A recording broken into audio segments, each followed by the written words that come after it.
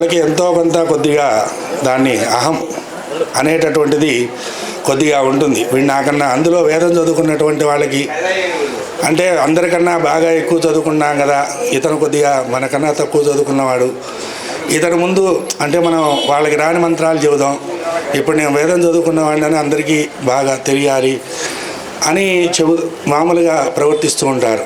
కానీ గురువుగారు మాత్రం ఏ రోజు కూడా ఎక్కడా కూడా మేము ఏ పరస్సు చెప్తామో, మేము ఏ మంత్రమే చెప్తామో ఆ మంత్రమే మాతో పాటు చెప్పేవాళ్ళు. కానీ ఒక్క మంత్రం మమ్మల్ని దాటి వీళ్ళని మామూలుగా ఏదన్నా వీళ్ళకన్నా నేను అవధాని అని చెప్పుకోవాలి, వీళ్ళందరిలో నేనే పండితునని చెప్పుకోవాలనే ప్రవర్తన. కానీ ఇంకొకటి ఏంటంటే వారు పౌరోహిత్యంలో చేసినా కానీ ఏ రోజున నేను మామూలుగా ఆశీర్వచనాలు చేస్తే 50 రూపాయల ఆశీర్వచనాలకు వచ్చారు ఫస్ట్లో.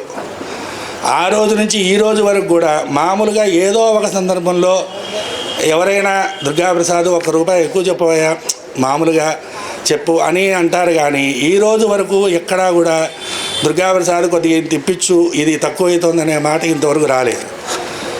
అంత నిగర్విని నేను చాలాసార్లు చెప్పాను, గురువుగారు అసలు మీకున్నటువంటి చదువుకి ఇంకొకళ్ళు అయితే ఒక మామూలుగా ఖమ్మంలో ఇగో ఇది ఆయన వచ్చారంటే వామ్మ ఏం చెప్తాడో ఏంటో అని భయపడేట్టు ప్రవర్తిస్తారండి.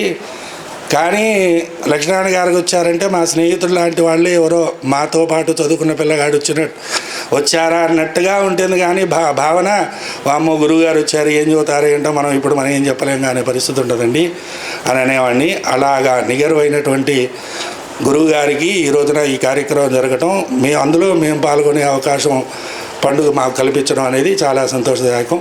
గురువుగారు ఐశ్వర్యాలు కలిగి పరమేశ్వరి దయ వలన చక్కగా ఇంకో 10 మందికి చదువు చెబుతూ ఇలాగనే ఆయన గారు ఆనందంగా ఉండాలని కుటుంబంతో సహా స్వామిని ప్రార్థిస్తూ సెలవు తీసుకుంటాం.